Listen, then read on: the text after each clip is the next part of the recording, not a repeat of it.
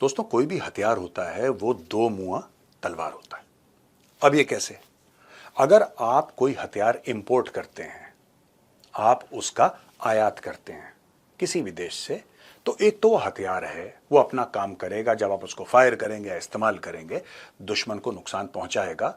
वो तलवार का एक एज है, वो तलवार की एक धार है।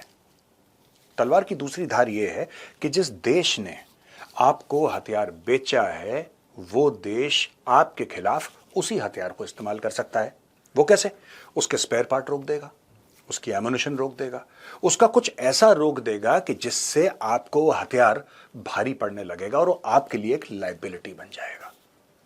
मुझे ऐसा लगता है कि रशिया यूक्रेन वॉर का जो सबसे बड़ा सबक भारत ने सीखा है, इसमें कई सारे सबक हैं।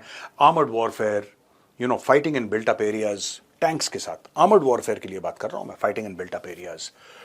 ये क्रीमिया में भी सीखा था और जगह भी सीखा था, लेकिन यहां पे जिस लेवल से हो रहा है ना, ये ड्रोन वगैरह वगैरह, मुझे लगता है कि सबसे बड़ा सबक जो इंडियन आर्म्ड फोर्सेस ने सीखा है, वो सीखा है सप्लाई चेन रेजिलियंस का। ये सबसे बड़ा सबक है कि अगर आप सप्लाई चेन कंट्रोल करते हैं तो आप युद्ध को कंट्रोल कर सकते हैं।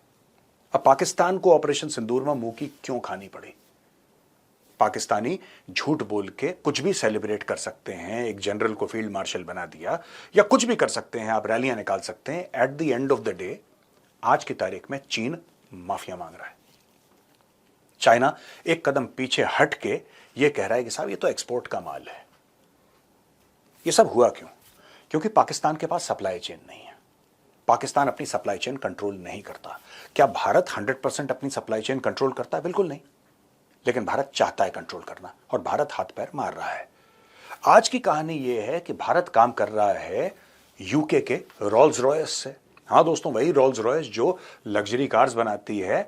शायद आपको यह पता हो या ना भी पता हो कि दुनिया के बेहतरीन एयरक्राफ्ट के इंजन्स भी रोल्स रॉयस बनाता है, और रोल्स रॉयस इसके लिए मशहूर है। दूसरी कंपनी जिसके साथ भारत काम कर रहा है वो है फ्रांस की साफरान। ये भी हम द चाणक्य डायलॉग्स में कवर कर चुके हैं। और तीसरी कंपनी जिसके साथ भारत बात कर रहा है वो जापान की एक अननेम्ड कंपनी है। यानी कि भारत 4 लेवल पे काम कर रहा है। एक अपना कावेरी इंजन जो काफी टाइम से प्रोजेक्ट चल रहा है, दूसरा रोल्स रॉयस, तीसरा फ्रांस का साफरान, और चौथा जापान की एक अननेम्ड कंपनी। ये भारत कर क्यों रहा है दोस्तों? क्या सिर्फ इसलिए कि भारत को एमका बनाना है, या भारत को मार्क 2 लॉन्च करना है अपना? मैं तेजस की बात कर रहा हूं। या फिर भारत को आगे चल के 6th जनरेशन फाइटर बनाना है 10 साल के बाद? ये पूरी स्टोरी क्या है? स्टोरी दोस्तों सिर्फ ये है कि बात सिर्फ फाइटर प्लेन बनाने की नहीं है, इंजन बनाने की नहीं है। बात यह है कि कहीं ना कहीं भारत ये रियलाइज करता है कि अमेरिका जो है, it is not a reliable partner. ये कभी खुल के बातें नहीं होती दोस्तों, और आप सोचिएगा भी मत कि कभी डॉक्टर जयशंकर के मुंह से बात निकल जाएगी, कभी नहीं। ये पॉलिश्ड और पुराने और मंजे हुए डिप्लोमेट हैं, ये कभी ऐसी बात करेंगे ही नहीं।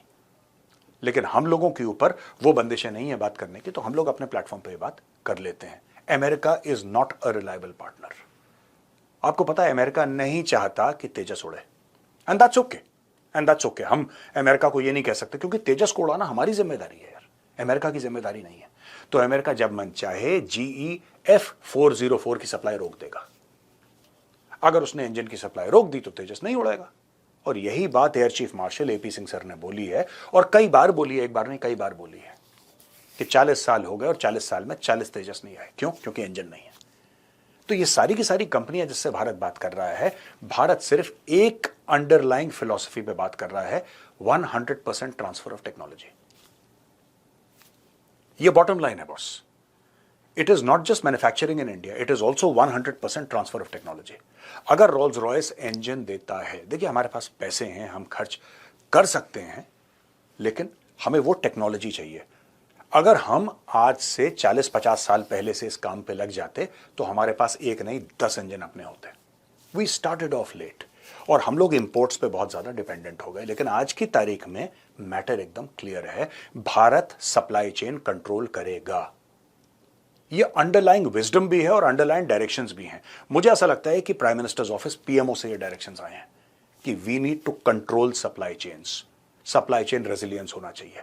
कोई तीसरे देश की ताकत या कोई तीसरा देश या कोई हमसे ये हम दोस्त हैं आपके, हम आपके मित्र हैं, हम आपके शुभचिंतक हैं, लेकिन साहब थोड़ा सा जो इंजन है ना एयरक्राफ्ट का, उसमें थोड़ी सी देरी है। 2 महीने बाद, 2 महीने के बाद कहते हैं 4 महीने बाद, 4 महीने के बाद कहते हैं 6 महीने बाद, 8 महीने बाद, और भाई साहब 1.5 साल निकल गए, 1.5 साल निकल गए। और ये इंजन हमें धीरे धीरे धीरे धीरे दे रहे हैं वो इंजन, दुनिया 6th जनरेशन की ओर जा रही है। चाइना कह रहा है कि 2-3 साल में मेरा 6th जनरेशन का प्रोटोटाइप तैयार हो जाएगा। ठीक है, यूएस ने F-47 करके लॉन्च कर दिया अपना 6th जनरेशन फाइटर का प्रोजेक्ट। मैन्युफैक्चरिंग शुरू नहीं हुई है, लेकिन उन्होंने बोला है कि ठीक है हम इस पर काम करना शुरू करेंगे, एक बजट दे दिया $अरबों का। और यहां पे वही 4th जनरेशन के इंजन धीरे धीरे सिसक सिसक के आ रहे हैं। If India has to be a world power, देखिए वर्ल्ड पावर सिर्फ इकोनॉमी से नहीं होता। इकोनॉमी एक लीडिंग कॉज हो सकती है, एक लीडिंग फैक्टर हो सकता है, लेकिन you need to be militarily a super power. जब तक आप एक मिलिट्री सुपर पावर नहीं होंगे, वो आपकी इज्जत पूरी दुनिया में नहीं होगी जो आपकी होनी चाहिए।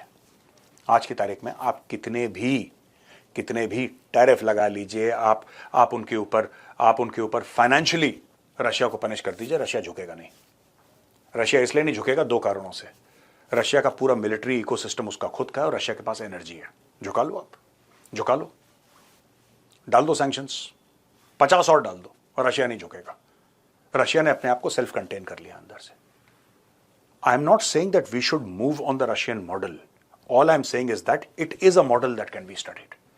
तो दोस्तों, भारत पूरी कोशिश कर रहा है, भारत बात कर रहा है जापानियों से, भारत बात कर रहा है यूके से, फ्रांस से, और खुद का कावेरी इंजन। आज जब हम आपसे बातचीत कर रहे हैं, रिकॉर्ड कर रहे हैं, रशिया में कावेरी इंजन की टेस्टिंग हो रही है। वो शायद घातक ड्रोन में इस्तेमाल हो। एक यूकैव है, यूकैव, जिसमें कोई पायलट नहीं होगा, लेकिन उसमें मिसाइल्स होंगी। एक एयरक्राफ्ट होगा जो कि कावेरी इंजन से चलेगा और उसके अंदर मिसाइल्स होंगी, और आप लैपटॉप से, कंप्यूटर से, या किसी हवाई जहाज के कंप्यूटर से आप उसको कंट्रोल कर सकते हैं। उसमें एआई के फीचर्स होंगे। तो भारत इस तरफ अपने आप को लेकर जा रहा है। क्या भारत जीरो से एयरक्राफ्ट का इंजन बना सकता है? यस, लेकिन उसमें समय बहुत लग जाएगा। और समय हमारे पास एक ऐसी चीज है दोस्तों, यही बार बार एयर चीफ मार्शल कह चुके हैं, एसीएम एपी सिंह सर कई बार कह चुके हैं कि time is something that we don't have. पैसा ले लो, समय नहीं है हमारे पास। We have missed out on great opportunities in the past, और आज की तारीख में मुझे लग रहा है कि भारत बिल्कुल ठीक डायरेक्शन में जा रहा है। हमारे पास इंजन्स की वैरायटी होनी चाहिए। जो पैसा देना है आप दे के खत्म करिए एक बार। You have to bite the bullet and make sure that you make in India, you own the ecosystem. एक जेट इंजन के अंदर 1000 से ज्यादा अलग अलग पुर्जे होते हैं, और उसमें से कई ऐसे पुर्जे होते हैं कि जिनकी बड़ी माइक्रोन्स में इंजीनियरिंग होती है। उस लेवल का प्रिसीजन आपको चाहिए। क्या वो कैपेबिलिटी है? भारत में बिल्कुल है। आपको पता है रोल्स रॉयस के जो इंजन के जो टर्बो फैंस हैं वो भारत में बनते हैं। I have personally seen it. मैं खुद अपनी आंखों से जाके मैंने देखा है कि रोल्स रॉयस के एयरक्राफ्ट के इंजन्स के जो अंदर फैंस हैं वो भारत बनाता है। भारत क्या और पुर्जे बना सकता है? बिल्कुल। और पार्ट्स बना सकता है? बिल्कुल। लेकिन कहीं ना कहीं हमें सोचना पड़ेगा कि सरकार ये ना करे। We have to trust private companies and we have to give this to the private companies. और इतने ऑर्डर दें, जैसे कि डिफेंस सेक्रेटरी ने ये बोला था कि हम आपको we'll bury you under orders, we will bury you under orders. हम आपको इतना ऑर्डर देंगे, आप बनाने वाले बनिए, हम आपको इतने ऑर्डर देंगे कि आप परेशान हो जाएंगे कि साहब इतना पैसा कहां से आ रहा है। This is what he said. और मैं बड़ा खुश हुआ कि इतने बोल्डली डिफेंस मिनिस्ट्री एक ऐसा बयान दे रही है। तो दोस्तों, ये बात है भारत की, the search for India's next aircraft engine. चाहे आपको बाहर से टेक्नोलॉजी लेनी पड़े, आपको टाइप करना पड़े, लेकिन we own 100% transfer of technology, we own the supply chains, and those engines are made in India by an Indian. तो हो सकता है दोस्तों बहुत जल्दी हमें एक अच्छी खबर मिले, और खबर यह रहेगी कि भारत ने भारत के अंदर एक पूरा जेट का इंजन खुद बना लिया।